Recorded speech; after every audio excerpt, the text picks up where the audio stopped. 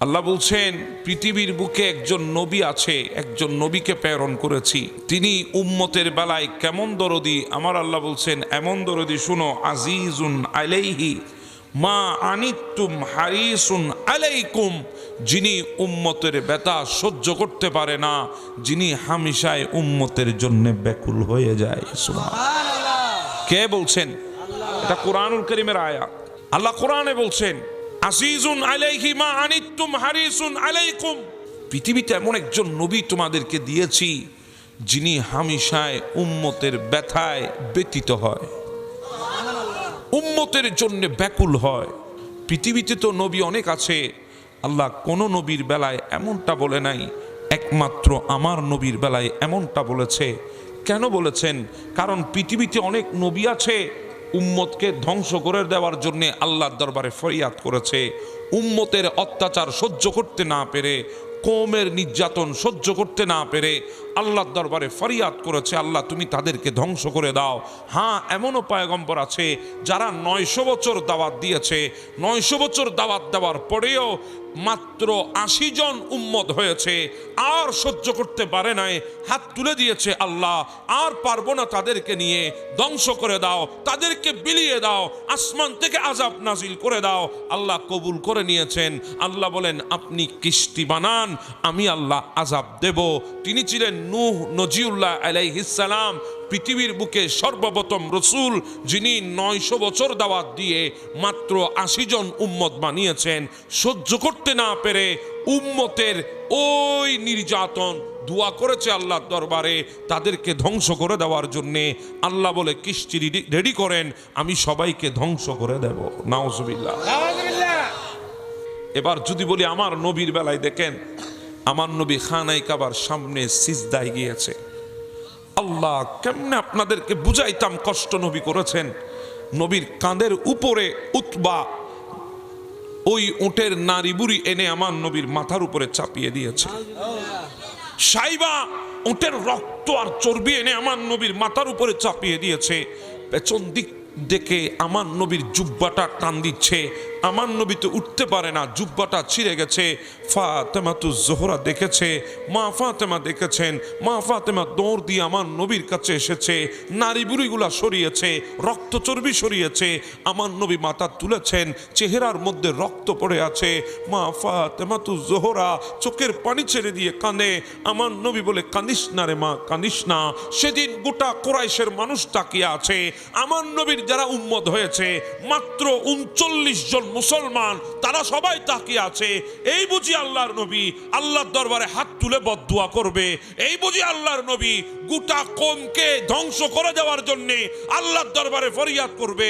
কিন্তু দেখা যায় আমার নবী হাত তুলে বলে রব্বি গফির লিকওমি, আল্লাহ তারা আমারে চিনে নাই, আল্লাহ তুমি তাদেরকে মাফ করে দাও। সুবহানাল্লাহ। আল্লাহ তারা চিনে নাই আমাকে, তুমি মাফ করে দাও। ইয়া রাসূলুল্লাহ কষ্ট সহ্য করেছেন? বলে হ্যাঁ, উম্মতের জন্য। শুধু এক বেলায় নয়, নবী গিয়েছেন তাইফের বুকে। আমার নবী যখন তাইফের জমিন দিয়ে হাঁটতেন, আমার নবীর যেই হাঁটার রাস্তা, ওই রাস্তার মধ্যে কাঁটা বিছিয়ে রাখতো। আমার নবী কদমের মধ্যে কাঁটা লাগতেন, আমার নবীর কদম থেকে রক্ত ঝরতো। আরে বাবা, একটা ছোট কাঁটা যদি আমাদের পায়ে ঢুকে আমরা কতই না যন্ত্রণা পাই। খেজুর গাছের গোটা কাঁটার ডাল বিছিয়ে রাখতো আমার নবীর জন্যে। আমার নবী কাঁটা লাগতো, পায়ের মধ্যে রক্ত পড়তো। নবী যখন রাস্তা দিয়ে হাঁটতেন, আমরা কোন নবীর উম্মত আজকে নবীর সুন্নত তরিকা ছেড়ে দিয়েছি? সেই নবী যখন তাইফের ময়দানে হাঁটছে, ছোট ছোট চিকন চিকন কিছু পাথর আমার নবীকে মারছে, আমার নবীর শরীরের মধ্যে গেঁথে গেছে। আমার নবী যখন পাথরগুলা সরাইতে গেল, তখন ওই পাথর সরানোর সাথে সাথে চামড়ার ভেতর থেকে হুলকি দিয়ে রক্ত বের হয়ে গেছে। আমার নবী যখন জমিন দিয়ে হাঁটতেন, আমার নবীর কদমের মধ্যে তারা পাথর মারত। একটা কদম থেতলায় গেলে আমার নবী সেটাকে বটে ফেলতেন, একটা কদমের উপরে দাঁড়িয়ে থাকতেন, ওই কদমের উপরে পাথর মারত, ওই কদমটাও যখন আঘাতপ্রাপ্ত হতো আমার নবী 2টা কদম বটে নিতেন, হাঁটু গেড়ে জমিনে বসে যেতেন। কাফেররা এসে আমার নবীর কাঁধের চাদর ধরে, জামা ধরে আমার নবীকে একবার উপরে তুলতেন, আবার জমিনের মধ্যে ফেলতেন। জিব্রিল দৌড় দিয়ে এসেছে, নবী আমাকে বলেন না, ধ্বংস করে দিয়ে আমি তাদেরকে 2 পাহাড়ের চাপ দিয়ে তাইফকে ধ্বংস করে দেব মুহূর্তের মধ্যে। আমার নবী বলে, ও জিব্রিল থাম থাম, রব্বে গফির লিকাউমি, আল্লাহ আমার উম্মত, আমার কওম আমাকে না চেনে এমনটা করেছে, আল্লাহ তুমি তাদেরকে মাফ করে দাও। এজন্য আল্লাহ বলেছেন আজিজুন আলাইহি মা আনিতুম হারিসুন আলাইকুম, এমন এক নবী তোমাদেরকে দিয়েছি যেই নবী উম্মতের ব্যথায় ব্যথিত হয়, যেই নবী উম্মতের জন্য ব্যাকুল হয়। পৃথিবীর বুকে শুধু একজন নবী না, অনেক নবী উম্মতের অত্যাচার সহ্য করতে না পেরে আল্লাহর দরবারে হাত তুলেছে ধ্বংস করে দেওয়ার জন্য। এমন আরেকজন নবী ছিলেন হযরতে লূত আলাইহিস সালাম। অসুবিধা হচ্ছে আপনাদের? লূত আলাইহিস সালাম, ইনার উম্মতের মধ্যে সবচেয়ে বড় একটা গুনাহ ছিল, তারা বলৎকার করত, নাউজুবিল্লাহ, সমকামিতা করত। লূত আলাইহিস সালাম নিষেধ করেছে, শুনে নাই। সাদ্দুম এবং আমুরাবাসী জর্দানের পাশে বাহারে মইয়াত এখনো কালের সাক্ষী হয়ে জমিনটা আছে, কিন্তু জিন্দা জমিন না, মুর্দা জমিন। জমিনটা মারা গেছে, এখানে কিছুই হবে না, গজব নাজিল হয়েছে কার? ওখানে বসবাস করত লূত আলাইহিস সালামের কওম সাদ্দুম এবং আমুরাবাসী। লূত আলাইহিস সালাম শুনেছে সাদ্দুম এবং আমুরার মধ্যে 2 জন সুদর্শন পুরুষ এসেছে। কয়জন? এগুলা সাধারণ মানুষ ছিল না, এরা আল্লাহর ফেরেশতা ছিল। লূত আলাইহিস সালাম শুনে দৌড় দিয়েছে, কারণ উম্মতের ব্যাপারে তো লূত ইসলাম জানেন, তারা সমকামিতা করতে পছন্দ করে। যদি তারা শুনে সাদ্দুম এবং আমুরার মধ্যে 2 জন সুদর্শন পুরুষ এসেছে, তারা তো তাদেরকে ধরে নিয়ে গিয়ে অত্যাচার করবে। তখন লূত আলাইহিস সালাম দৌড় দিয়ে বলে, আপনারা কোত্থেকে এসেছেন? বলে, আমরা অনেক দূর থেকে এসেছি। বাবা, যদি সুযোগ হয় আজকে রাতটা আমার মেহমান হন, আমি খুশি হব। লূত আলাইহিস সালাম বলতে পারছেন না, ওনার কওম এত নিকৃষ্ট সে কথা। আর যদি বলে তারা তো ঘাবড়িয়ে যাবে, ভয় পাবে। আর লূত আলাইহিস সালাম জানে না এরা মানুষ নয়, ফেরেশতা। তখন লূত আলাইহিস সালাম বলছে, আমার ঘরে মেহমান হন, আমি আপনাদেরকে মেহমানদারি করব। নিয়ে গেলেন, তারাও মেহমান হলেন। এইদিকে ওনার ঘরের বিবি, একটা কথা আছে, বাহিরের শত্রুর মোকাবেলা করা যায়, ঘরের শত্রুর মোকাবেলা করা যায় না। ওনার ঘরের বিবি ছিল সাদ্দুম এবং আমুরাবাসীর পক্ষে। এরা দৌড় দিয়ে উনি সাদ্দুম এবং আমুরাবাসীকে বলে দিয়েছে, আমার স্বামীর ঘরে 2 জন সুদর্শন পুরুষ মেহমান হয়েছে, আজকের রাতে তোমাদের আনন্দ করার সুযোগ হয়ে গেছে। নাউজুবিল্লাহ। তারা সবাই দৌড় দিয়ে এসেছে, দরজা ভেঙে ফেলছে। লূত আলাইহিস সালামের ঘরের দরজা, বের করে দেন আমাদেরকে, ওই পুরুষগুলাকে, আমরা আজকের রাতে আনন্দ করব। লূত আলাইহিস সালাম বলে, বাবা তোদের আমি অনুরোধ করছি, আমার ঘরে মেয়ে আছে, আমার মেয়ে, তোদের যদি ইচ্ছা হয় বিয়ে কর, আমার মেয়েগুলাকে বিয়ে করলে তোদের জন্য হালাল হবে, তোরা আমার মেয়েগুলাকে নিয়ে যা নেকা করে, কিন্তু এই পুরুষগুলার দিকে হাত বাড়াস নে, আমার আল্লাহ সহ্য করবে না। তারা থামে নাই, ঘরের দরজা ভেঙে ভেতরে ঢুকে গেছে, ওই পুরুষগুলাকে টান দিয়ে নিয়ে যাবে। ঠিক ওই মুহূর্তে লূত আলাইহিস সালাম হাত তুলে বলে, আল্লাহ আর পারি নাই, তাদেরকে নিয়ে আর পারলাম না, আমার কথা আর শুনলো না, আল্লাহ তুমি ধ্বংস করে দাও তাদেরকে। তখন ওই ফেরেশতাগুলো ডাক দিয়ে বলছে, আল্লাহর নবী লূত, আপনি চিন্তা করবেন না, আমরা মানুষ না, আমরা ফেরেশতা, তারা আমাদেরকে কিছুই করতে পারবে না। তখন আল্লাহ ডাক দিয়ে বলে, ও আমার পয়গম্বর লূত, আপনি চলে যান ওই জায়গা ছেড়ে, আমি তাদেরকে ধ্বংস করে দেব। জিবরিল আমিন দুনিয়ার বুকে এসে ওই জমিনটাকে উঠাতে উঠাতে আসমান পর্যন্ত উঠাইছে, আবার জমিনটাকে পল্টিয়ে নিচের দিকে মেরেছে। গোটা সাদ্দুম এবং আমুরাবাসী ধূলিসাৎ হয়ে গেছে, সবাই আল্লাহর গজবে মারা গেছে। আসমান থেকে পাথর নিক্ষেপ করা হয়েছে, যেই পাথরের গায়ে যার নাম ছিল সেই পাথর তাকে আঘাত করেছে। মুহূর্তের মধ্যে গোটা সাদ্দুম এবং আমুরাবাসী আল্লাহর গজবে নস্যাৎ হয়ে গেছে, ধূলিসাৎ হয়ে গেছে। আর ওইদিকে উহুদের ময়দানে আমার নবীকে কাফেররা দন্দন মুবারক শহীদ করে দিয়েছে। আমার নবীর মাথার উপরে লোহার টুপি ছিল, ভেঙে নবীর মাথার মধ্যে ঢুকে গেছে। আমার নবী যন্ত্রণা সহ্য করতে পারে না। আমার নবী হাঁটতে হাঁটতে উহুদের পাহাড়ের পদদেশে চলে গেছে, গিয়ে আমার নবী পাহাড়ের মধ্যে হাত রেখেছে।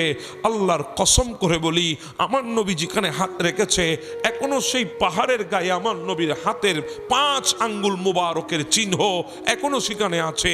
আমার নবী পাহাড়টা ধরে দাঁড়িয়েছে, দাঁড়ানোর সাথে সাথে পাহাড় মোমের মতো গলে আমার নবীর হাতের জন্য আরামদায়ক হয়ে গেছে। আমার নবী আরেকটু সামনে গিয়ে ছোট একটি গুহার ভেতরে ঢুকেছে, মাথায় লোহা ঢুকেছে, যন্ত্রণা সহ্য করতে পারে না। আমার নবী যখন মাথাটা রাখলেন, পাহাড় পাথরের নবীর জন্য তুলার চাইতে নরম হয়ে বালিশের মতো হয়ে গেছে।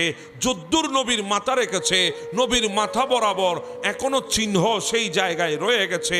হ্যাঁ, এখনো গিয়ে দেখেন, আমি গিয়েছি, গত এই বছর গিয়েছি, আমি দেখেছি সেখানে এখনো মেশকাম্বরের চাইতে আরো বেশি খুশবু বের হচ্ছে।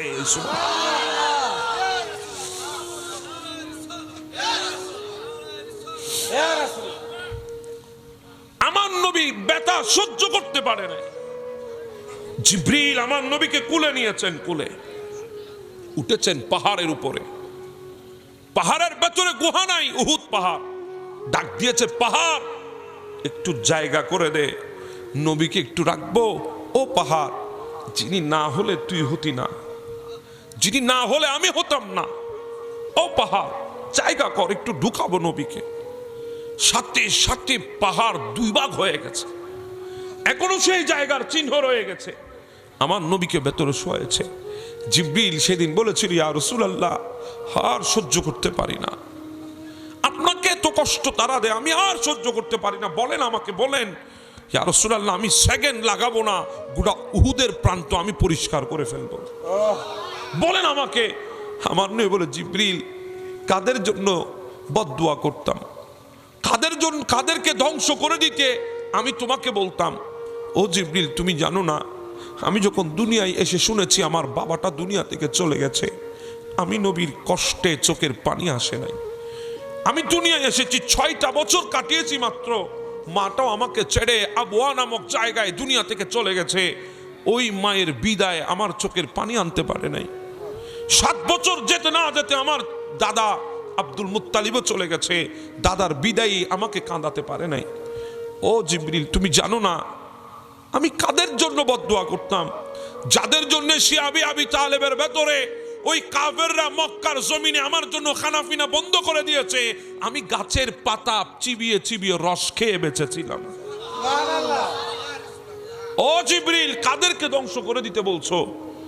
যাদের জন্য মক্কার জমিনে আবু জাহেল আমাকে লাঠি দিয়ে বাড়ি মেরেছে, আমার মাথা ফেটে রক্ত পড়েছিল, এরপরও আমি কাঁদি নাই রে জিবরিল, কাঁদি নাই, আমার চোখ দিয়ে পানি আসে নাই জিবরিল, আমি এরপরও চোখের পানি ফেলতে পারি নাই। ও জিবরিল, তাইফে মার খেয়েছি, কাঁদি নাই জিবরিল। আল্লাহ বলেছে মক্কা ছেড়ে দিতে, আমি মক্কা ছেড়ে দিয়েছি, আমার প্রিয় শহর মক্কা ছেড়েছি। মক্কা ছাড়ার কষ্ট আমার চাইতে বেশি কেউ জানে না, ওই কষ্ট আমার চোখের পানি আনতে পারে নাই। আমি বাবার ভিটা ছেড়েছি, জন্মভূমি ছেড়েছি, আল্লাহর প্রিয় ঘর বাইতুল্লাহকে ছেড়ে দিয়েছি। ওই ছাড়ার গল্প, ওই বিরহের গল্প, ওই বিরহের কষ্টে আমার চোখ দিয়ে পানি আনতে পারে নাই। ও জিবরিল, আমার চোখের সামনে আমার মেয়ে ফাতেমা 5 দিন পর্যন্ত না খেয়ে আছে, আমি নবী চোখের পানি ফেলি নাই। আমার সামনে আমার হাসান হুসাইন না খেয়ে আছে, আমি নবী চোখের পানি ফেলি নাই। আমার সামনে আমার সাহাবীরা না খেয়ে আছে, আমি চোখের পানি ফেলি নাই। ও জিবরিল, তুমি তো জানো, কেউ জানুক আর না জানো, গোটা জিন্দেগি কাটিয়েছি, গোটা জিন্দেগির মধ্যে অত্যাচার সহ্য করেছি, চোখের পানি কোনো সময় ফেলি নাই। কিন্তু যখনই হাত তুলে বলতাম রব্বে গফির লিকৌমি রব্বি হাবলি উম্মতি, তখন চোখের পানি ছাড়া আর কিছুই আসতো না, চোখের পানি ছেড়ে দিয়ে দিয়ে কেঁদেছি। ও জিবরিল, আমাকে আল্লাহ মেরাজে নিয়ে গেছে, আমি মেরাজে গিয়েছি, আল্লাহ আমাকে জান্নাত দেখায়, আমি খুশি হই নাই। জাহান্নাম দেখিয়েছে, খুশি হই নাই। আরশ দেখিয়েছে, খুশি হই নাই। লোহ দেখিয়েছে, খুশি হই নাই। আরশ আজিম দেখিয়েছে, খুশি হই নাই। যতক্ষণ না বলেছে ইয়া রাসূলুল্লাহ চিন্তা করবেন না, আপনার উম্মত আপনার হাতে উঠাইয়ে দিয়েছি, যতক্ষণ আপনি চাইবেন জান্নাতে নিয়ে যাবেন, এই কথা যতক্ষণ বলে নাই আমি নবী ততক্ষণ খুশি হতে পারি নাই। সুবহান। যেই উম্মতের জন্য জিবরিল এত কষ্ট সহ্য করেছি, আজকে তুমি বলছো সেই উম্মতকে ধ্বংস করে দেওয়ার জন্য দোয়া করতাম। জিবরিল, রব্বে গফির লিকাউমি, আল্লাহ মাফ করে দাও তুমি তাদেরকে, আল্লাহ মাফ করে দাও তুমি তাদেরকে। আল্লাহ উম্মত বুঝে নাই, আল্লাহ তুমি মাফ করে দাও। রব্বি হাবলি উম্মতি, এজন্য আল্লাহ বলেছেন আজিজুন আলাইহি মা আনিতুম হারিসুন আলাইকুম, এমন নবী দিয়েছি যিনি তোমাদের ব্যথা সহ্য করতে পারে না, যিনি তোমাদের জন্য ব্যাকুল হয়ে আছে। সুবহানাল্লাহ। নবী আমাদের হুদ আলাইহিস সালাম, ওই উম্মতের গুনাহ ছিল, হুদ আলাইহিস সালামের উম্মতের গুনাহ ওজনে কম দিত। ওজনে কি দিত? আমাদের দেশে আছে না নাই? বেশি না কম? এখন তো কম না বেশি বলার সুযোগ নাই, ডিজিটাল মেশিন বাইরে গেছে। ডিজিটাল কি বাইরেছে? টিপ দিলে কাম শেষ, কিছু বুঝেন না। আগে তো কমসে কম বুঝতাম কাঁটা কোন দিকে গেছে আর কোন দিকে আইছে। কথা বলেন ঠিক না? এখন তো বুঝার কোনো সুযোগ নাই। ওই ওজনে কম দেওয়ার কারণে একটা নবীর কমকে আল্লাহ ধ্বংস করে দিয়েছে, হুদ আলাইহিস সালামের কম। বুঝেন? অথচ আমরা এত গুনাহ করতেছি পৃথিবীর বুকে। আপনি বলেন হাঁটতে বসতে চলতে ফিরতে আমাদের গুনার কোনো কমতি আছে? বুকে হাত দিয়ে বলতে পারবেন এই মাহফিলে একজন মানুষ আছে যে মানুষের কোনো গুনাহ নাই? আমারে বলেন, আমিও পারবো না, আমিও পারবো না। কারণ অজান্তে কত গুনাহ করেছি আল্লাহ ভালো জানে, আর কেউ জানে না। প্রত্যেকটা কদমে কদমে গুনাহ, প্রত্যেকটা জায়গায় জায়গায় গুনাহ। গুনাহ করতে করতে হৃদয়টা পাথর হয়ে গেছে, পাথর। হৃদয়টা পাথর হয়ে গেছে। আমাদের চোখ দিয়ে তো এখন পানিও আসে না। জি বলেন না? অসুবিধা হচ্ছে আমার সাথে রাগ হয়ে গেছেন? চোখ দিয়ে পানিও আসে না আমাদের। কিন্তু আল্লাহর জমিনে কিছু মানুষ আছে, এই বাবা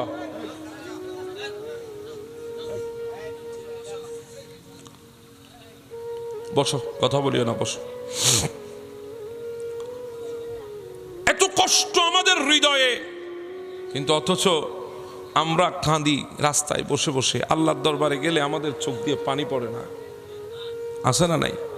কিন্তু পৃথিবীতে এমন কিছু মানুষ আছে, তারা যখন আল্লাহর দরবারে হাত তুলে তাদের হৃদয় ফেটে চোখ দিয়ে পানি টপ টপ করে বেয়ে পড়ে। কথা বলেন ঠিক না? এর চাইতে বড় নিয়ামত পৃথিবীতে আর কিছুই নাই। এর চাইতে বড় নিয়ামত পৃথিবীতে আর কিছুই নাই। এটাই সবচাইতে বড় নিয়ামত। কারণ আপনি হাত তুলেছেন রবের কাছে, আপনার পরম করুণাময় প্রতিপালকের দরবারে। আপনার হৃদয়ের সমস্ত দরদ একখানি হয়ে আপনার চোখ দিয়ে টপ টপ করে পানি বের হচ্ছে। এর চাইতে বড় নিয়ামত আর কিছুই হতে পারে না। আর এই ছোট্ট জিন্দেগিতে এর চাইতে বড় আর কিছুই নাই আমাদের জন্যে। এটাই জীবনের সবচাইতে বড় সফলতা। কারণ বান্দা আল্লাহর দরবারে হাত তুললে চোখের পানি ফেলতে পারে। কথা বলেন ঠিক না বেটে? আল্লাহর দরবারে হাত উঠালে চোখের পানি আসে, এটাই সবচাইতে বিশাল সফলতা আমাদের জন্য। কারণ যাত্রার দিয়ে চোখের পানি আসে না। সবার চোখ দিয়ে মাওলার দরবারে চাওয়ার জন্য রবের দরবারে চাইতে গিয়ে চোখ দিয়ে পানি পড়ে না। সবার আসে না, যার আসে আল্লাহ তাকে পছন্দ করেন বিদায় তার চোখ দিয়ে পানি পড়ে। আল্লাহ তাকে ভালোবাসেন বিদায় তার চোখ দিয়ে পানি আসে। আল্লাহ তার হৃদয়টাকে নরম করে দিয়েছে বলে। হ্যাঁ, জালেমের হৃদয় কখনো নরম হয় না, মজলুমের হৃদয় নরম হয়। হৃদয় নরম হওয়া এটাও সবচাইতে বড় নিয়ামত। যার হৃদয় নরম বেশি, রবের দরবারে চোখের পানি তার বেশি। কথা বলেন ঠিক না? সে কাঁদে বেশি। এজন্য যখনই আল্লাহর দরবারে হাত তুলবেন তখন আপনি নিজেকে সবচাইতে দুর্বলভাবে আল্লাহর কাছে উপস্থাপন করুন, সবচাইতে দুর্বল ভেবে আল্লাহর কাছে উপস্থাপন করুন, মাওলা আমার চাইতে বড় গুনাহগার পৃথিবীতে আর কেউ নাই।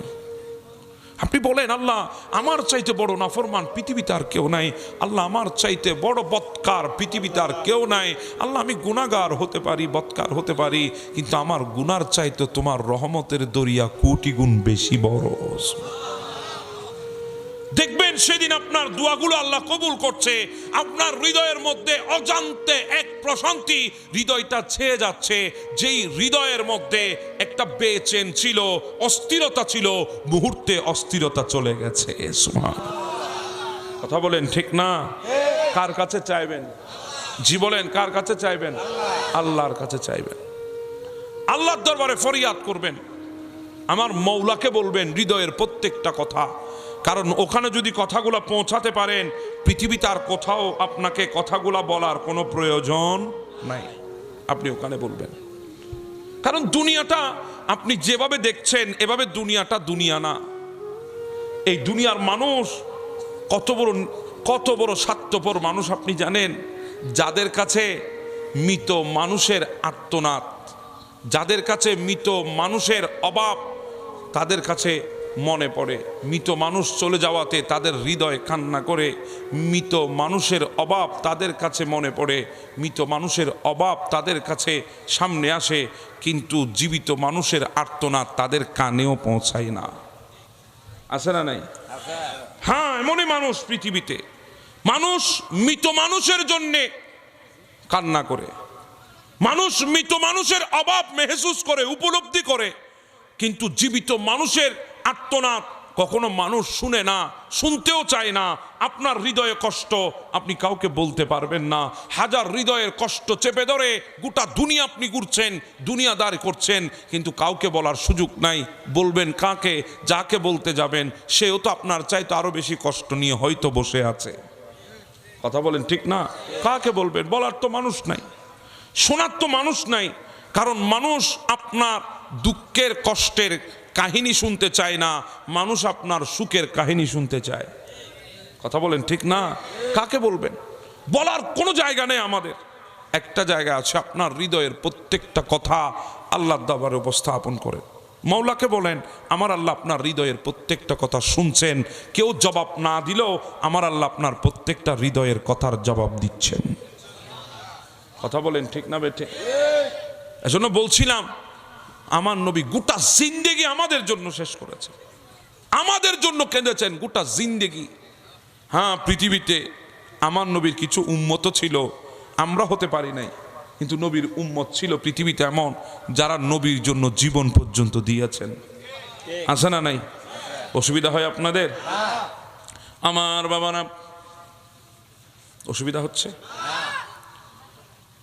আমার নবীর হুজরায়ে পাকের সামনে হঠাৎ করে একদিন কনকনে শীত ঠান্ডাকালীন সময় এক যুবক নবীর হুজরায়ে পাকের সামনে বসে আছে।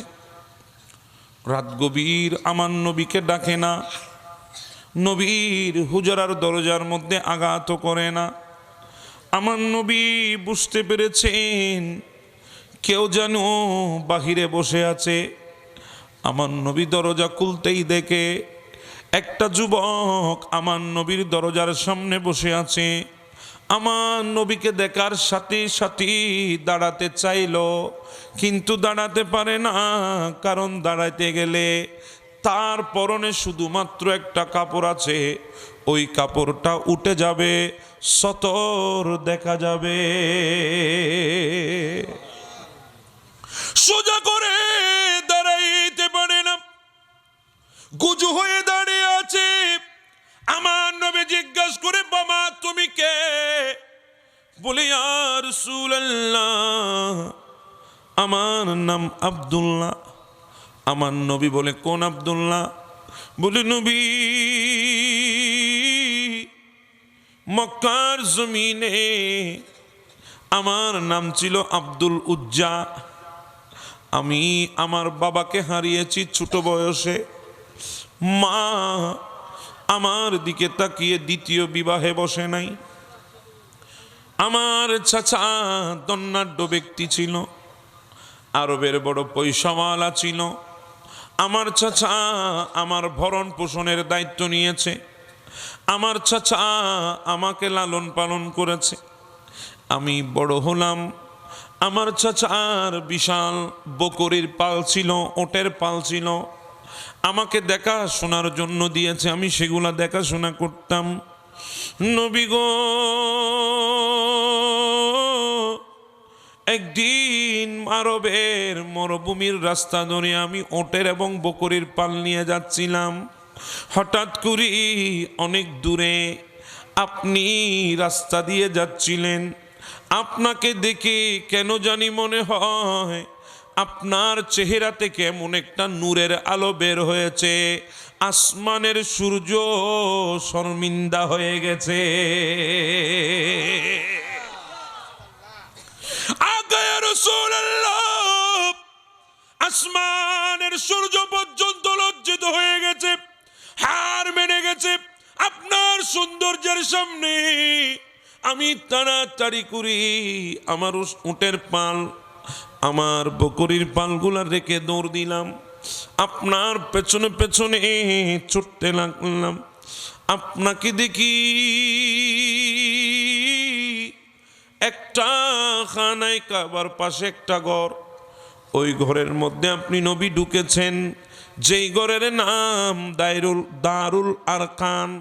আপনি নবী ওখানে আপনার সাহাবীদেরকে, উম্মতদেরকে দিন শিক্ষা দিতেন। আমি গিয়ে জানলার পাশে উকি দিয়ে তাকিয়ে আছি। নবী গো, বিশ্বাস করেন, আমি যেদিন আপনার চেহারা দেখেছি ওই দিন থেকে এই চোখে আর কিছু সুন্দর দেখি না।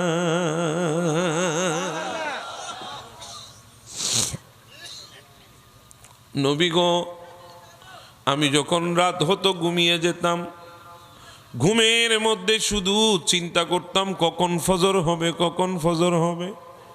আমি কখন ঘর থেকে বের হয়ে, আপনি কখন ঘর থেকে বের হয়ে দারুল আরকানে আসবেন, আমি কখন গিয়ে ওই দারুল আরকানের সামনে আপনাকে দেখব।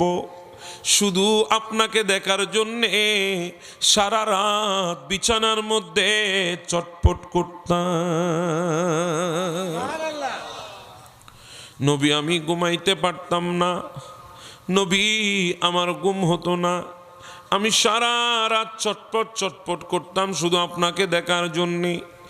নবী, একদিন আপনি আমাকে ঠিকই দেখে নিয়েছেন, আমাকে ডাক দিয়ে বলেন, বেটা ওখানে কে দাঁড়িয়ে আছে, দিকে আসো।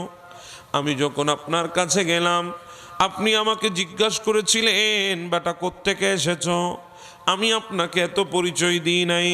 আপনি জিজ্ঞাসা করেছিলেন কি জন্য এসেছো, শুধু বলেছিলাম আপনাকে দেখার জন্য এসেছি।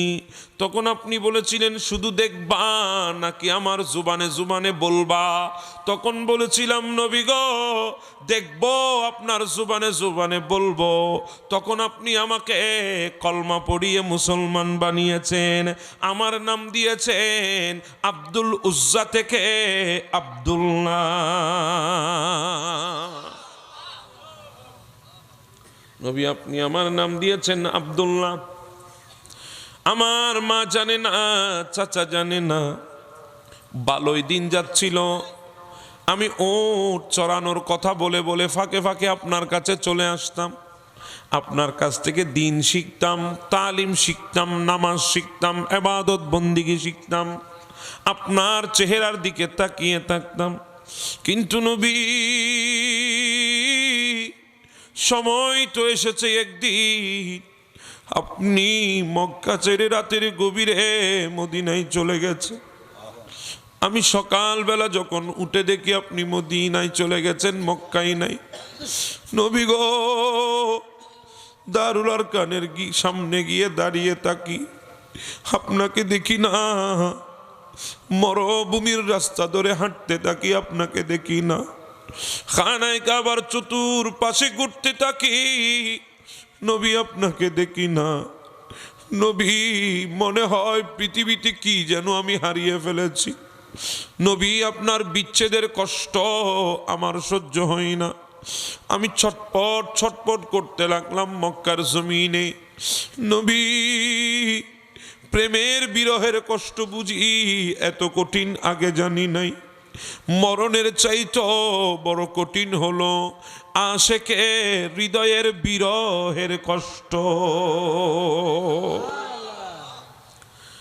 ও রসুলপুরের বাবারা, এখনো অনেক মানুষ এখানে আছেন, জীবনের সবচাইতে বড় ইচ্ছা, বড় স্বপ্ন, আল্লাহ যদি তুমি টাকা দাও, সম্পদ দাও, বাড়ি গাড়ির দরকার না, আল্লাহ যদি টাকা দাও, একবার মদিনায় গিয়ে নবীরে সালাম দিয়ে আসবো। মনের গড়েতে রেখেছি যারে, দো জাহানের বাদশা নবী। আর একটু মোহাব্বতে, দো জাহানের মায়ার নবী রে, আমার জানের নবী রে, আমার মায়ার নবী রে, আমার জানের নবী রে, দো জাহানের বাদশা নবী কামলিওয়ালা রে, দো জাহানের বাদশা নবী কামলিওয়ালা রে। মনের গড়েতে রেখেছি যারে, মনের ঘরেতে রেখেছি যারে, দো জাহানের বাদশা নবী। মোরা যদি জানাওয়ালা পাকি হতাম, ওই মদিনা দেখার লাগি উড়ে যেতাম। মোরা যদি ডানাওয়ালা পাকি হতাম, ওই মদিনা দেখার লাগি উড়ে যেতাম। হৃদয় জুড়ে দেখিতাম আমি, হৃদয় জুড়ে দেখিতাম আমি, নয়ন ভরে দো জাহানের বাদশা নবী। হা হা, দো জাহানের বাদশা নবী, মায়ার নবী রে, আমার জানের নবী রে, আমার মায়ার নবী রে, আমার জানের নবী রে, দো জাহানের দো জাহানের বাদশা নবী। আল্লাহু আকবার বলেন, আল্লাহু আকবার। আমাদের ইচ্ছা হয় কি হয় না? আওয়াজ বলে হয় কি হয় না? একটু মোহাব্বতের আওয়াজে বলি ইয়া রাসূলুল্লাহ। আর একটু মোহাব্বতের আওয়াজে বলি ইয়া রাসূলুল্লাহ। ও প্রিয় হাবিব, পাগলের রাখছো কেন দূরে? ও প্রিয় হাবিব, পাগলের রাখছো কেন দূরে? পাগল হইল ওয়াসি করনি, জুব্বা দিলা তারে, আমি পাগলা কিছু চাই না, চাই যে তোমারে। আমি পাগলা কিছু চাই না, চাই যে তোমারে।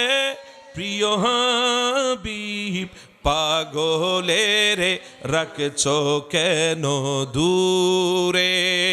ও প্রিয় হাবিব, পাগলের রাখছো কেন দূরে? আল্লাহু আকবার বলেন। আমরাও হতে চাই কি চাই না? হযরত বিলাল পাগল হইয়া পাইল তোমারে, ওই বেলালের মতো পাগল বানাও আমারে।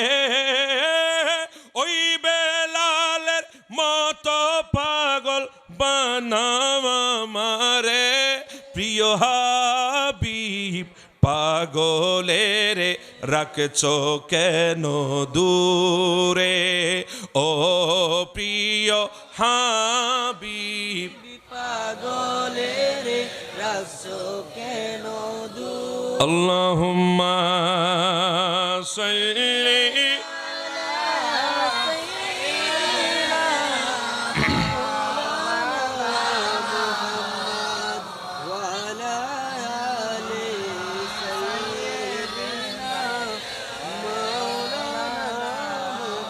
আমরাও যেতে চাই কি চাই না? আওয়াজে বলিন, চাই কি চাই না? হ্যাঁ, যদি আমরাও আব্দুল্লাহর মতো কথাগুলা যদি নবীর সামনে গিয়ে বলতে পারতাম, ইয়া রাসূলুল্লাহ আমরাও তো আপনাকে মহাব্বত করি, ইয়া রাসূলুল্লাহ আমরাও তো আপনাকে ভালোবাসি, আমাদের দিলও চাহত একবার আপনাকে এসে বলবো ইয়া রাসূলুল্লাহ আপনাকে বড্ডই ভালোবাসি। কথা বলেন ঠিক না?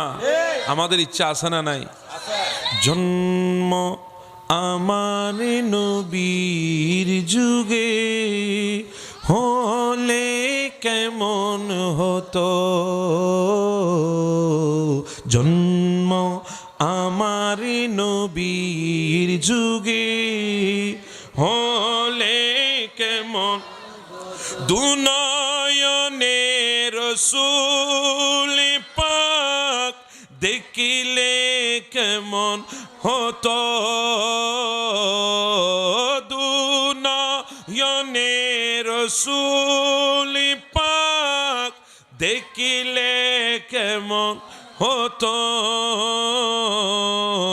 জন্ম আমারি নবীর যুগে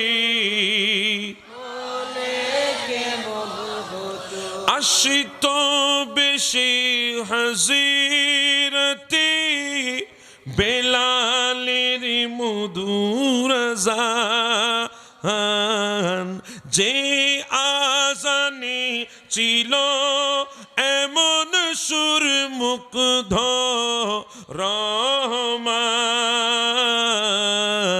দয়াল নবীর পিছে নামাজ পড়লে কেমন হতো, দয়াল নবীর পিছে নামাজ পড়লে কেমন হতো, দুনয়নে রাসূল পাক দেখিলে কেমন হতো, দুনয়নে রাসূল পাক দেখিলে কেমন। আমরাও দুই নয়নে নবীকে দেখতে চাই কি চাই না? দুই হাত তুলে বলে চাই কি না? দুনয়নে রাসূল পাক দেখিলে কেমন হতো, জন্ম আমারি নবীর যুগে, জন্ম আমারি নবীর যুগে। আল্লাহু আকবার বলেন। আল্লাহ, আমার বাবারা, আব্দুল্লাহ আমার নবীর কথাগুলা এভাবে বলে, আমার নবী বলে আব্দুল্লাহ এরপরে কি হলো বলো? বলে নবী আপনি তো চলে এসেছেন মক্কা ছেড়ে মদিনায়, আমার মন টিকে না গো নবী, মক্কার জমিনে থাকতে পারি না,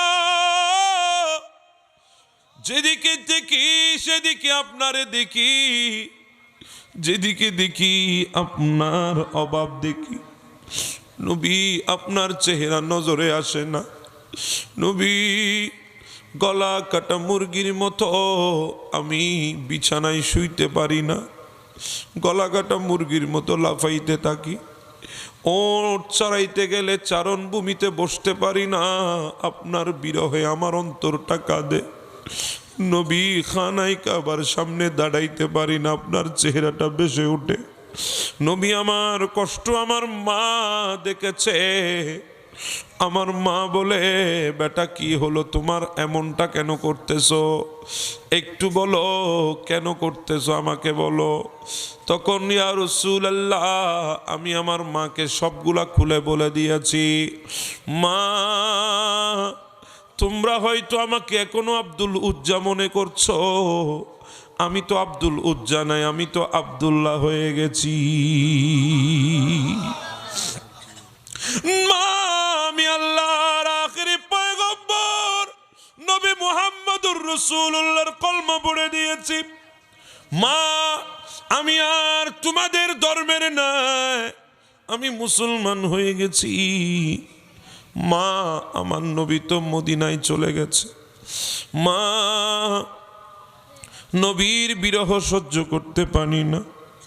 মা, মক্কার জমিনে আমার নবীকে না দেখার কষ্ট কত বেশি। মা, মনে হয় জীবনটা চলে গেল এত কষ্ট হবে না। আমি আমার নবীকে দেখতে না পেরে কত কষ্ট আমার হয় তোমাকে বুঝাইতে পারবো না। মা বলে, সন্তান, বুঝে গেছি তুমি নবীর প্রেমে দিওয়ানা হয়ে গেছো। বেটা, দুনিয়ার সমস্ত বিচ্ছেদ সহ্য করা যায়, নবীর প্রেমের বিচ্ছেদ সহ্য করা যায় না। বেটা যা, আমি তোকে আমার হক মাফ করে দিয়েছি। বেটা, আমি তোর মা, আমি তোর কাছে যে হক পাবো আমি সেই হক মাফ করে দিয়েছি। তোকে আমি আমার হক থেকে আজাদ করে দিয়েছি। বেটা, আমি তোকে আমার চোখের সামনে বিরহে এভাবে জ্বলে পুড়ে ছাই হতে আমি দেখতে পারবো না। যা, তুই মদিনার দিকে চলে যা। তখন আমি আমার চাচার কাছে গেলাম, গিয়ে বলি, চাচা, আমি আর থাকবো না, চলে যাব। কোথায় যাবি রে বেটা? বলে, মদিনায় যাব। কেন যাবি বেটা? বলে, চাচা, তুমি জানো না আমি আখিরি নবীর উম্মত হয়েছি। আমার নবী মক্কার জমিনে নাই, আমি আর মক্কায় থাকতে পারবো না। আমার মা আমাকে অনুমতি দিয়েছে, আমি মদিনায় চলে যাব। তুমি আমাকে বিদায় দাও, আমিও মদিনার দিকে রওনা হব। আমার চাচা রাগান্বিত হয়ে গেছে, কারণ রাজা তো কাফের, চাচা তো কাফের, চাচা তো মুশরিক, চাচা তো বেদিন, চাচা তো বদ্দিন। চাচা সহ্য করতে পারে নাই, তেলে বেগুনে জ্বলে উঠেছে। তোরে সারা জীবন আমি লালন পালন করেছি, আমি খাওয়াইছি, আমি পড়াইছি। আজকে তুই কোন না কোন কার জন্যে তুই আমারে ছেড়ে চলে যাবি। এত বড় নিষ্ঠুর তুই কিভাবে হবি? এই বাতে যাও, যদি যেতে চাও তোমাকে মানা করবো না, চলে যাও। কিন্তু তোমাকে যা দিয়েছি সব আমাকে ফেরত দিয়ে যাও, একটা কানা করিও নিয়ে যেতে পারবা না। ইয়া রাসূলুল্লাহ, চাচা মনে করেছে আমার থেকে সম্পদ নিয়ে নিলে আমি সম্পদের মায়ায় আপনাকে ভুলে যাব। চাচা জানতো না আমি তো আপনার জন্য জীবনের মায়াও ছেড়ে দিয়েছি। হে রাসূল, তোমায় ভালোবাসি, অন্তরে শুধুই মুখে নয়, জান্নাতের আশায় নয়। হে রাসূল, জাহান্নাম কেউ ডরি না। হে রাসূল, তোমায় ভালোবাসি, অন্তরে শুধুই মুখে না, জান্নাতের আশায় নয়। হে রাসূল, জাহান্নাম কেউ তোমায় পাবার আশায় মন ছুটে যাই মদিনায়। এ আশিকি দিদার দানা আর দূরে রাখিও না। হে রাসূল, তোমায় ভালোবাসি, অন্তরে শুধু মুখে না, জান্নাত তেরা শাই নয় হে রসূল জাহান্নাম কেউ হে রসূল তোমায় ভালোবাসি অন্তরে জান্নাতের আশায় নয় হে রসূল জাহান্নাম কেউ আল্লাহু আকবার বলেন আল্লাহু আব্দুল্লাহ বলে চাচা আমি তো ধন সম্পদ তো দূরের কথা জানের মায়াও ছেড়ে দিয়েছি ও চাচা যা দিয়েছ সব নিয়ে নাও দন দৌলতের দলিল নিয়ে আসলেন সম্পদ নিয়ে আসলেন দিনার দিরহাম নিয়ে আসলেন যা দিয়েছে চাচা সবগুলা বুঝাই দিলেন বলে আমি যখন চলে আসব আমার চাচা ডাক দিয়ে বলে ও আব্দুল উজ্জা যাবি তো যা তোর পরনে কাপড় যেটা আছে এটাও তো আমি দিয়েছি সেটাও খুলে রেখে যা ইয়া রাসূলুল্লাহ আমি দেরি করি নাই আমার পরনের কাপড় খুলে দিয়ে দিয়েছি সাথে সাথে চাচাকে বলে দিলাম চাচা রে তুমি যদি আজকে আমারে বলতা জানটা বের করে তোমার হাতে তুলে দিতাম আমি তাও পারবো কারণ এই জানের চাইতো আমি নবীকে বেশি মোহাব্বত করি ইয়া রাসূলুল্লাহ সব খুলে দিয়েছি কাপড় চোপড় নবী গো বিবস্ত্র হয়ে গেছি নবী চাচা আমাকে বেইজ্জত করতে চেয়েছে মানুষের সামনে আমিও পরোয়া করি নাই দুনিয়ার ইজ্জত দিয়ে কি করব দুনিয়ার বেইজ্জত দিয়ে কি করব আমি তো আল্লাহর নবীকে মোহাব্বত করেছি আমার ইজ্জত সম্মানের দরকার নাই আমি শুধু নবীর প্রেমিক হতে চাই বিবস্ত্র হয়ে গেলাম নবী গো আমি আসলাম এবার মায়ের কাছে মাকে ডাক দিয়ে বলিব পৃথিবীতে কেউ বুঝুক আর না বুঝুক মা তুমি তো আমারে বুঝবা চাচা সব নিয়ে নিয়েছে পরনে কাপড়টাও নাকি চাচার ছিল তাও দিয়ে দিয়েছি মা এখন আমার পরনে আর কিছুই নাই মা এভাবে কেমনে আমি মদিনা যাই রাস্তা তো অনেক দূর মা আমাকে এক টুকরা কাপড় থাকলে দাও না মা চোখের বাড়ি ছেড়ে দিয়ে কাঁদে সন্তান এমন বুঝি নবীকে ভালোবাসি বলে হ্যাঁ মা এমন ভালোবাসি মা মা বুঝাইতে পারবো না অন্তরে কেমন করে নবীর প্রেমের বিরহের আগুন জ্বলতেছে মা মা আমি আর সহ্য করতে পারছি না মা আমার এক টুকরা কাপড় থাকলে দেয় না মা মা ঘরের ভিতর গিয়ে দেখে মায়ের কাছে কোনো কাপড় নাই শুধু একটা ওড়না পেয়েছে মা ওড়নাটা নিয়ে এসে ছেলেকে দিল ছেলে ওড়নাটা পরনের মধ্যে পড়েছে সতর ডেকেছে আব্দুল্লাহ ডাক দিয়ে বলে নবী গো কাপড়টা এত ছোট আমি যদি সোজা হয়ে দাঁড়াই আমার সতর দেখা যায় সেজন্য গুজু হয়ে হাঁটতে হাঁটতে মক্কা থেকে মদিনায় এসেছি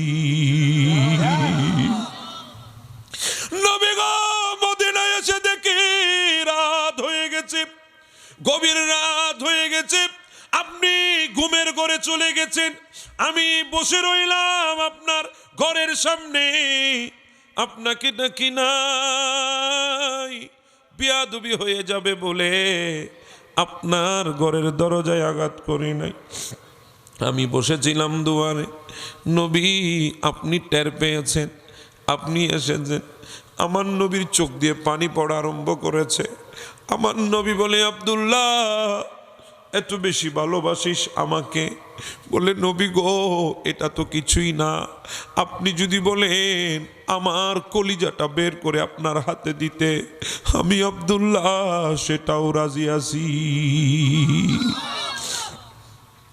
আমার নবী বলে আব্দুল্লাহ দ্বারা আমি আসতেছি আমার নবী ভেতরে গেলেন 2 টুকরা কাপড় আনলেন এনে আব্দুল্লাহকে দিলেন আব্দুল্লাহ নে এই 2 টুকরা কাপড় পর আব্দুল্লাহকে নবী 2 টুকরা কাপড় দিয়েছে। মদিনার অলিতে গলিতে খবর হয়ে গেছে আল্লাহর পেয়ারা মাহবুবের কাপড় আব্দুল্লাহকে দিয়েছে। আল্লাহর নবী যেই কাপড় পরিধান করেছে ওই কাপড় আব্দুল্লাহকে দিয়েছে। মদিনার বাসী সবাই শুনে ফেলেছে। সবাই ডাক দিয়ে বলে, আব্দুল্লাহ এত বড় তকদিরওয়ালা কেমনে হলি রে আব্দুল্লাহ? রহমতুল্লিল আলামিনের কাপড় পেয়ে গেলি। আজকে থেকে তুই শুধু আব্দুল্লাহ নয়, তুই আব্দুল্লাহ যুল বিজানাইন, 2 কাপড়ের মালিক। আমার নবী বলে, আব্দুল্লাহ যা যা ওই আসহাবে সুফফার সাথে যা। আমার দরবারে 70 জন পাগল আছে যারা ঘর বাড়ি ছেড়ে দিয়ে চলে এসেছে। আমি নবীর দরবারে বসে থাকে 24 ঘন্টা। আমি দিলে খাই, আমি না দিলে উপোস করে বসে থাকে। এত বলি চলে যা, তারা যাই না। কেন যাও না? বলে, নবী গো খাবার লাগবে না, খানা লাগবে না, পানি লাগবে না, শুধু আমাদেরকে 2টা জিনিস দয়া করবেন। বলে কি জিনিস? বলে একবার সকালবেলায় আপনার নূরানি চেহারার জিয়ারত দেবেন, আরেকবার রাতের বেলায় জিয়ারত দেবেন। আমাদের সকালের খানাও হয়ে যাবে, রাতের খানাও হয়ে যাবে।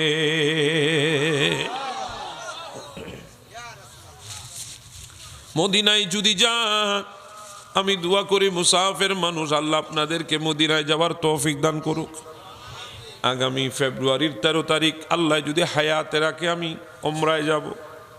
এসে আবার 15 দিনের মাথায় আবারও যাব।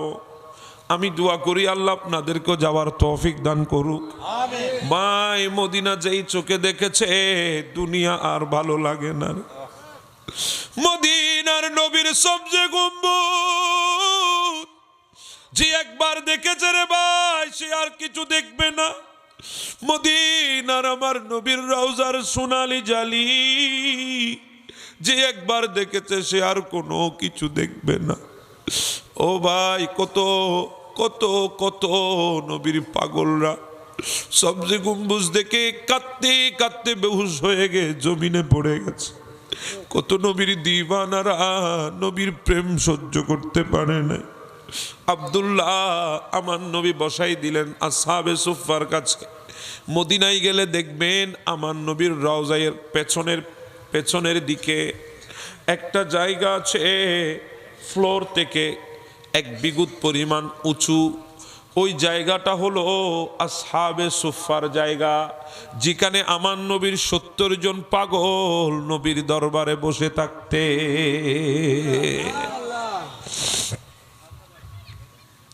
অসুবিধা হয়? আমার নবী বলে, আব্দুল্লাহ যা তুই তাদের সাথে থাকবি, তাদের সাথে দিন শিখবি, তারা তোকে দিন শিখাবে। আব্দুল্লাহ আমার নবী যখন 2 টুকরা কাপড় দিয়েছে শুনেছে, মদিনার মানুষ আব্দুল্লাহকে আদর করা শুরু করে দিয়েছে, ভালোবাসা শুরু করেছে। আব্দুল্লাহ বলে, মানুষ আমাকে ডেকে ডেকে খাওয়ায়, সুবহানাল্লাহ। মানুষ আমাকে ডেকে ডেকে আদর করে, মানুষ আমাকে মোহাব্বত দেখায়। কেউ কিছু আমাকে বলে না, আমি যেমন ইচ্ছা তেমন করি, কেউ আমাকে ডাক দেয় না।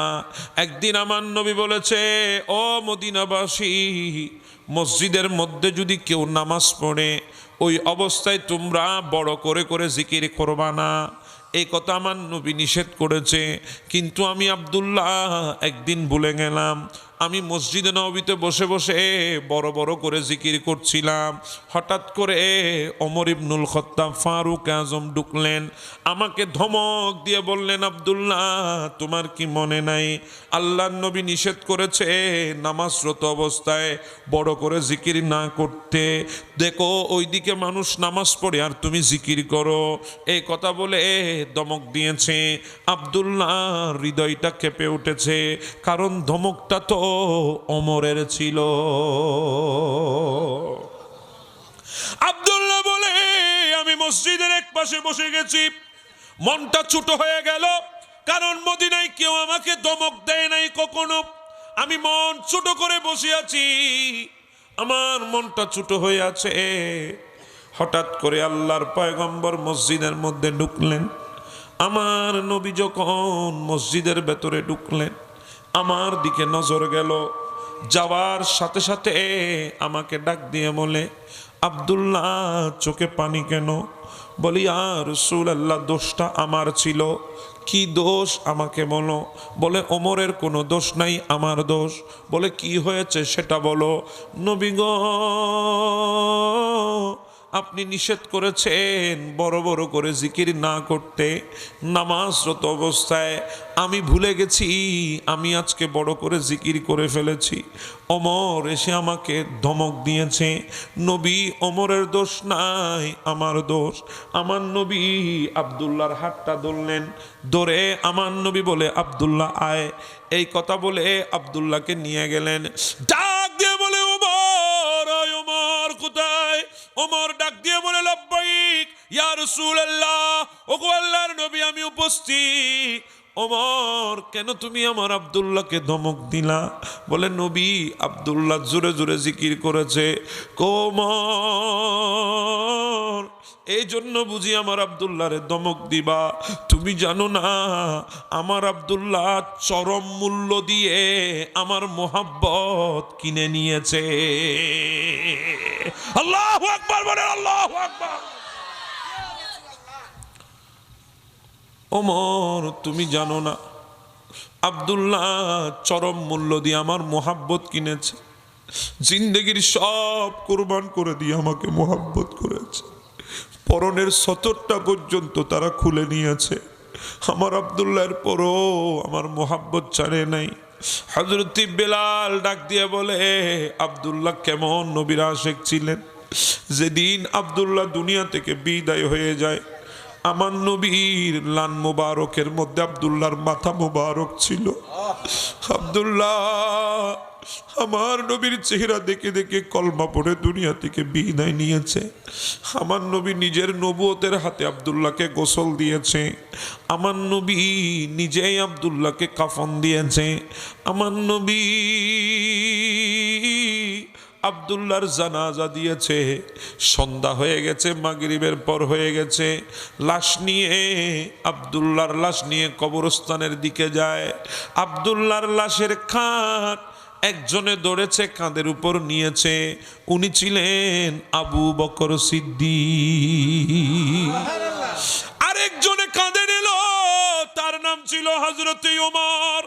আব্দুল্লাহর লাশ আরেকজনে কাঁধে নিয়েছে, তার নাম ছিল হযরত আলী। আরেকজনে কাঁধে নিল, তার নাম ছিল হযরত আব্দুল্লাহ ইবনে মাসউদ। নবীর এই বড় বড় চারজন সাহাবী আব্দুল্লাহর লাশ কাঁধে তুলে নিয়েছে। বেলাল বলে, আমি চেরাগ বাতি নিয়ে সামনে সামনে চলছি, আর নবীর এই চারজন সাহাবী লাশ নিয়ে পেছনে পেছনে আসতেছে। যখন কবরের পাড়ে আসলো, আবু বকর ইশারা করেছে ওমরকে, চলো আমরা কবরে নামবো। আর আলী আর আব্দুল্লাহ ইবনে মাসউদ লাশ দেবে, আমরা কবরে শোয়াবো। এই কথা বলে সামনে যখন কদম দেয়, আমরা সবাই অবাক হয়ে গেছি।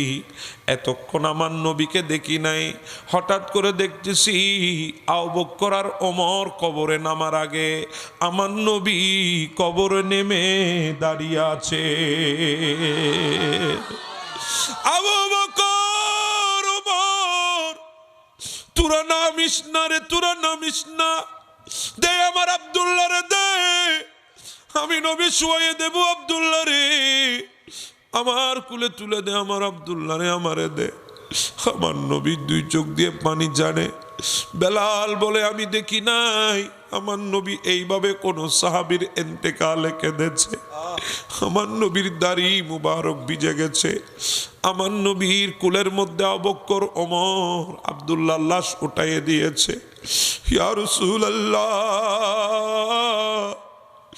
এই রসুলপুরের মানুষগুলা তো আপনারে মোহাব্বত করে, এরা যদি দুনিয়া থেকে চলে যায়, আমরা যদি দুনিয়া থেকে চলে যাই, নবী গো যখন আমাদেরকে রাখা হবে বিসমিল্লাহি ওয়া আলা মিল্লাতি রাসূলিল্লাহ, নবী গো সেদিন আমাদেরকে নবুয়তের হাত দিয়ে রিসিভ করে লইবানি।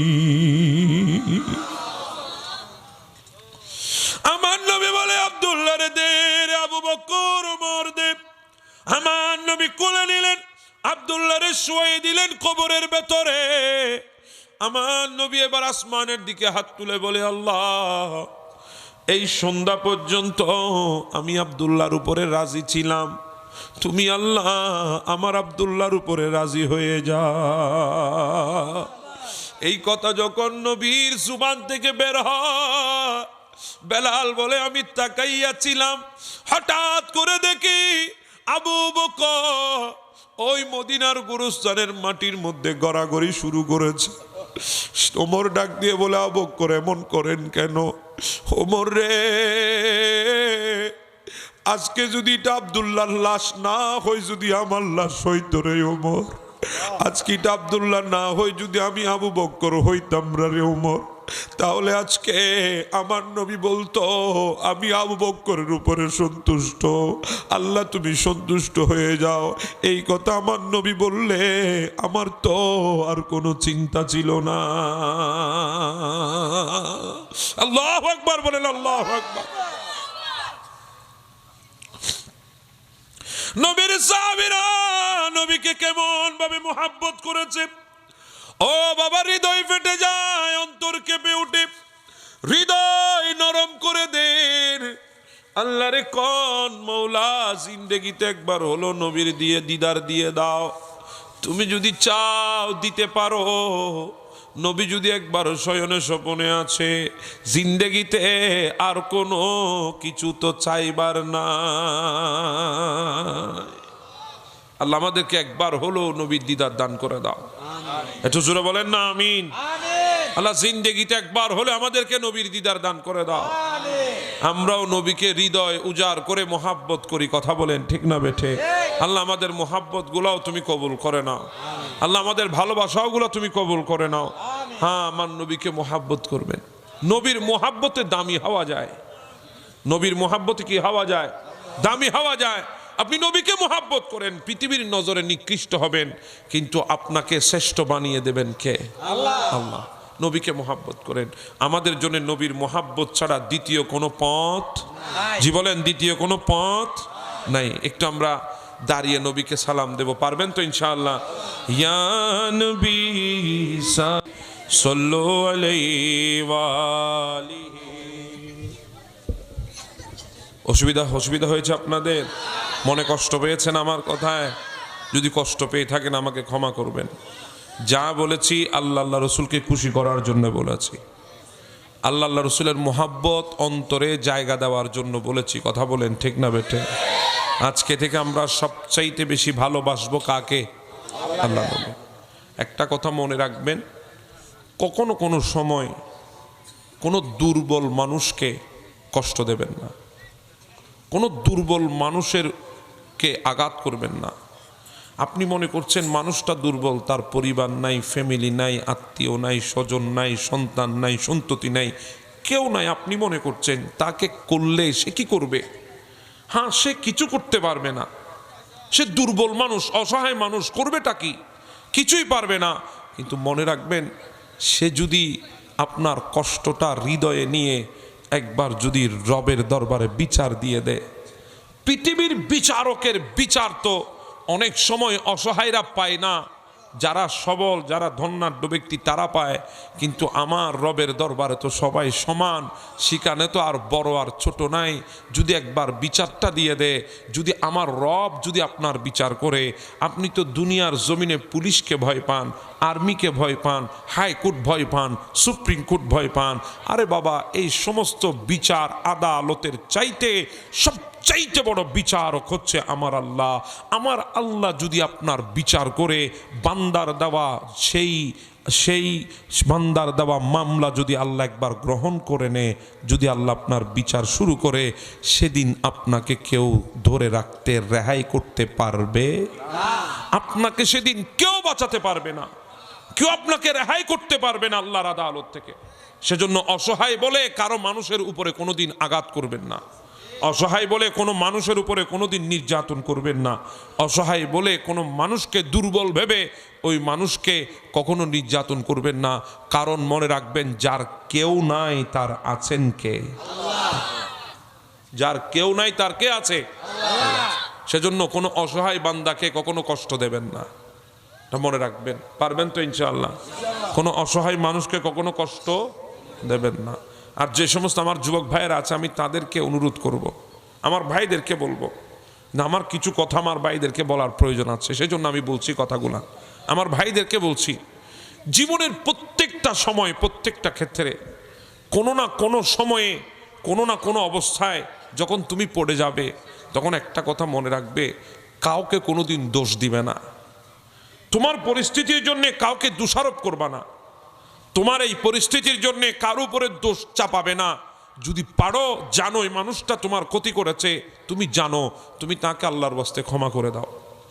তুমি প্রতিশোধ নিতে যেও না, তুমি তার উপরে প্রতিশোধ নেওয়ার চেষ্টা করো না। কারণ তোমার প্রতিশোধ যদি তুমি নিতে যাও, তাহলে তদ্দূর নিতে পারবে যদ্দূর তোমার ক্ষমতা আছে, এর বাহিরে তুমি নিতে পারবে না। সেজন্য প্রতিশোধ তুমি নিও না। তুমি একটা কাজ করবে, কেউ যদি কষ্ট দিয়েছে, তার থেকে তুমি আস্তে করে নিজেকে দূরে সরিয়ে নাও, তাকে তুমি ক্ষমা করে দাও। তোমাকে কষ্ট দিয়েছে, তোমাকে আঘাত দিয়েছে, তুমি নীরব হয়ে যাও, চুপ হয়ে যাও, নিজেকে তার কাছ থেকে দূরে সরিয়ে নাও। তোমাকে হাজার কষ্ট দিয়েছে, তুমি তাকে ক্ষমা করে দাও। যদি তুমি তাকে ক্ষমা করে দিতে পারো, প্রতিশোধ যদি তুমি না নাও, ওখান থেকে যদি চলে আসো, মনে রাখবা তোমার তরফ থেকে প্রতিশোধ নেবেন কে? আল্লাহ। কারণ আমার আল্লাহ বান্দাদের উপরে জুলুম, যে সমস্ত জুলুম বান্দার উপরে হয়, ছোট ছোট জুলুম পর্যন্ত, কণা কণা জুলুম পর্যন্ত, বিন্দু বিন্দু জুলুম পর্যন্ত, জাররা জাররা জুলুম, অন্যায়, এগুলার সমস্ত কিছুর হিসাব কার দরবারে দিতে হবে? সেদিন কেউ পার পাবেন না। সেজন্য কার উপরে প্রতিশোধ নেওয়ার জন্যে, সে আপনাকে এক সময় আঘাত করেছে, আজকে আপনি ক্ষমতাধর হয়েছেন, তাকে আঘাত করতে যাবেন, এই কাজটা কখনো করবেন না। খবরদার, কাউকে আঘাত করবেন না, কাউকে কষ্ট দেবেন না। প্রতিশোধ নেওয়ার নামে কারো উপরে যেন জুলুম না হয়, সে চিন্তা করবেন। আপনি মজলুম ছিলেন, মজলুম থাকার জন্য দোয়া করেন, কারণ আল্লাহ দুনিয়াতে মজলুমের দোয়া কবুল করে। কার দোয়া কবুল করে? আল্লাহ আমাদেরকে বোঝার তৌফিক দান করে দিন। সবাই একবার সূরা ফাতিহা, 3 বার ইখলাস, কয়েকবার দুরূদ শরীফ পড়ুন। বিসমিল্লাহ।